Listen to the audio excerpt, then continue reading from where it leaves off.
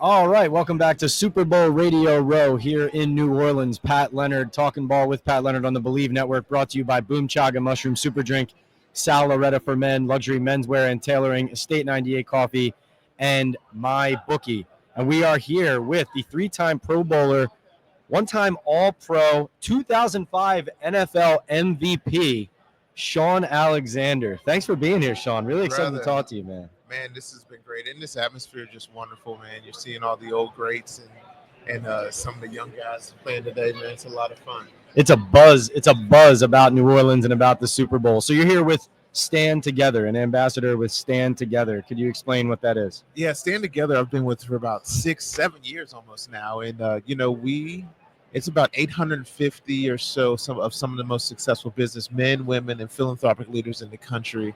They've put their talents and time and treasures together to tackle some of the country's biggest issues. And they've helped about 350 or so foundations that are just doing great work in communities, whether it's through education or whether it's through community work or whether it's through family or even the juvenile justice system.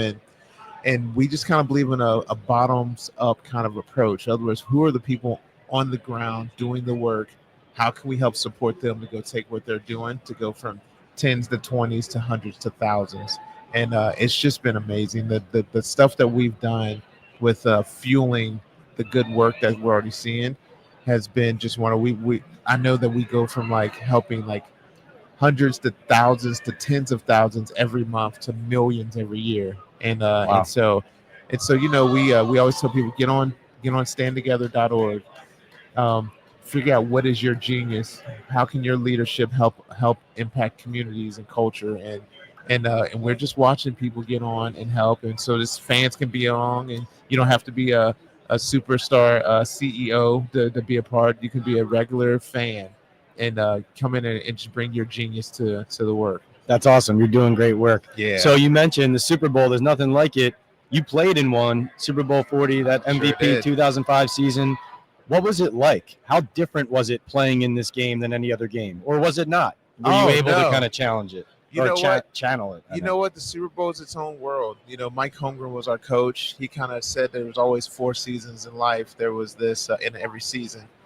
There's the preseason, there's the regular season, there's the playoffs, and then the Super Bowl has its own world of its own. The ups and downs for these 2 weeks are amazing. And so you have to have the right mind frame, the tickets, the family, the all the things that are going on that everybody wants you to come be a part. And then I'm one of the stars of the team, and so everybody's doing a normal cadence, and then you're pulled apart to come do this thing where when it's just a regular home game, you're just at home. You know what I mean? And now it's like, oh, wait a minute, you're going to go in here and there's going to be fireworks and this and that, and the Rolling Stones are going to show up, and you're going to wave. You're going to go get back in the car and go back to practice. What what just happened? And so we're in Detroit, so it's Motown. So the Jackson family. You're like, what is going on here? Why? Everywhere you look, famous people, right, celebrities. So it's got a world of its own. You have to balance all that out and still go play football. And so the excitement of what's going on and how guys are doing what they're doing is it's great, and it's no different. It just keeps getting better. That's why it's the greatest game every year. It's the most watched thing on television every year. It's just amazing. So, of course, something about winning an MVP and going to the Super Bowl in the same season. 1,880 rushing yards and 27 rushing touchdowns in 2005. Not a typo, not a misprint there for Shaun Alexander. So Saquon Barkley this year, over 2,000 yards. Beautiful. In the MVP conversation, has the Eagles in the Super Bowl. What do you think of the player and the season for Saquon Barkley here? I'm watching him play, and I am so I know what's going through his mind. He's in that stage. Like every great running back wants the same opportunity to be one-on-one with somebody in the hole, and if you beat him, it could be a touchdown. And so the Eagles, you got A.J. Brown, you got Devontae Smith, so it makes the safeties have to be a part of the passing game. And if you get your angles and moving things right, you're going to have times where you get the ball and somebody could be in the hole, but if they miss you, no one's behind it. And that's what everybody's seeing with the Eagles. They're like, man, they're so talented. Yeah, but their talent makes people have to be really, really great one-on-one with the receiver, one-on-one with the back. And when you're in that groove like Saquon's in, I remember clear as day, I can sometimes feel the goodness of it going on. You're like, oh man, he's in that zone. You know that one play they showed in the playoffs where he looked over and he was like, he looked over to Jalen, and I was like, oh yeah, I remember that. I used to be able to be like, man, I would look back and be like, we're about to autobus. Oh yeah, it's about to be on. They're feeling that, and it's amazing. I think he could arguably be the MVP this year, but I don't think he's going to win it. Mm-hmm. And yeah, I agree with you. I think he is going to be the last superstar running back. You know what I mean? You got to be super to be a superstar. He's going to be the last superstar running back not to win it, especially if they win this Super Bowl, because he's going to have all these great numbers, touchdowns, wins, and they're going to win. Is that not what the title of the MVP is? Right. The most valuable player. It's not like he's like, oh, I got barely 1,000 yards and like 8 touchdowns. No, he dominated this thing. Yeah. And if they win, then that is the definition of most valuable player. Right. How could he carry a talented team, but carry the team to the championship with a 2,000-yard season and not be called the MVP? That's right. Right. Great point. You mentioned his emotion. It made me think of, I've never seen a football player do what he did in that long touchdown in the snow, where he starts banging on his helmet like he was that excited. It almost reminded me of like an NBA 3-point shooter, hitting their forehead. But he almost looks like he's having like an out-of-body experience hitting some of these home runs. You know what? When you're in that groove, you no longer looking like straight through. You're looking from above. And so he's having that feeling like you study the game and you're watching things and you're watching kind of above, like the old electronic, like little games. Yeah. He's having that. That's how he's studying the game. And so he's moving like that. It's awesome to see. What did you think of his backwards hurdle? Oh, that's just him being a good athlete. Like no one should unnecessary. Ever do that. Yeah. No. I mean, like, I think it was like, oh snap, and he just did it. But I wouldn't want him to do that anymore because that means he got turned around.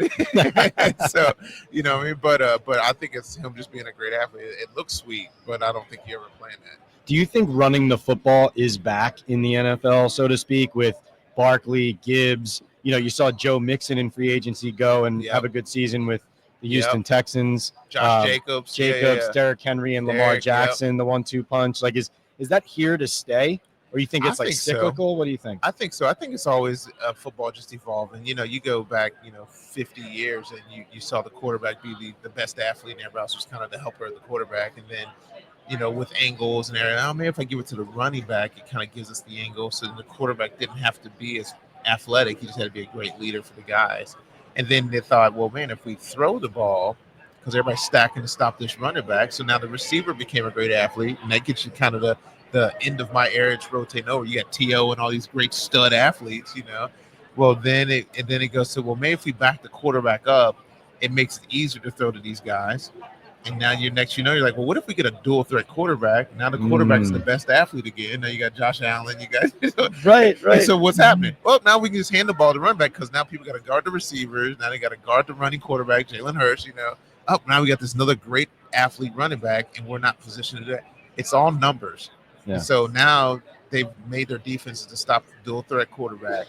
What do? You give it to the running back. So it's just football evolving over and over again. It'll turn back again, and they'll start the running back again, and then next they'll figure out a way to stop him, which now goes back to the receiver, and then they'll figure out how to stop him, then they'll go back to the quarterback. It's going to be the same thing over and over again, but you love it. What do you think of your Seahawks and Mike McDonald? And even though Geno is my guy, he's my guy. I loved him when he's in New York. Do you think they're going to draft a quarterback this year? So that's a two-pronged question. What do you think of McDonald in direction of the Seahawks? And do you think they'll end up adding a young QB to the roster? Will they add? Yes. Is it like urgent? No. I like McDonald a lot. I think he's going to be very good for the program. And, I'm excited. I was trying to come out to a game this year and didn't have it with my schedule. But yeah, he's got the kids. He's got the birds going where they should go. And the Hawks are going to be good, really good next year.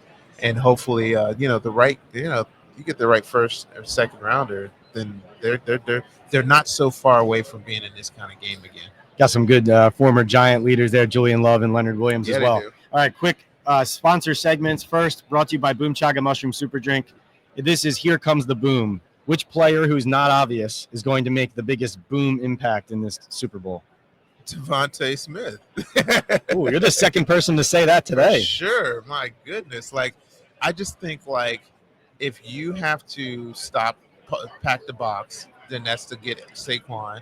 If you're going to guard a receiver, you're going to guard A.J. Brown. So if you're going to leave Devontae Smith, one of Alabama's best receivers ever, by himself, no, that's not the move, And so he's going to have potential. Loyal to the Crimson Tide, man. I could go with Jalen too. You know what I mean? Them Bama boys everywhere. No doubt. All right, look good, play good. Brought to you by Sal Loretta for Men. They kept me right for Radio Row for the game days. Shaun, when you were playing, was there a teammate who just always came correct, always was buttoned up? Like on game days, they walked in, they had the suit, they had the tie, they looked the part. Could have been you. No, it definitely wasn't me. It definitely wasn't me. My roommate my senior year at Bama was Shamar Buchanan, and he was from Atlanta, and he was always with whatever was the in style, going to class, outside of class, very buff, just fit tight shirts, and we used to all just laugh but he had that Atlanta vibe, man. He was coming to rec shop. So that's awesome. Shout out Shamar Buchanan. That's awesome. All right, and finally, Pat's picks with my bookie. Who do you got? Who's your pick? Chiefs or Eagles? Yeah, I've been thinking like you just gotta be crazy to go against Patrick Mahomes. But if there was a team that could do it, they have to have great defense. That's the Eagles. You got to have a great running game. That's the Eagles. And your 4-minute offense has to be a scoring 4-minute offense, not a run-out-the-clock 4-minute offense. And that's the Eagles. So if anybody could do it, it could be the Eagles. I go back and forth. Yesterday I was more Eagles. Day before that was more Kansas City. I think I'm still with the Eagles right now. I'm still leaning with the Eagles. I think the Eagles are going to do it. I think it's going to be like 4-minute offense. They're going to have the lead by 3, and everyone's like, "Yeah, they better hope they do something if they don't start this drive, And then they're going to bust it for a touchdown, and the Eagles are going to win." All right, and thanks for being such a special guest. We're going to get Shaun Alexander, the MVP, a bag of Boom Chaga Mushroom Super Drink, natural extract loaded with anti-inflammatories, immune-boosting antioxidants. He is the MVP himself, Shaun Alexander, and he is here with Stand Together. It's standtogether.org. We are brought to you here on the Believe Network by Boom Chaga, Sal Loretta for Men, Estate 98, and MyBookie. Thanks so much, Shaun. Really appreciate it. This was great, man. Thank you.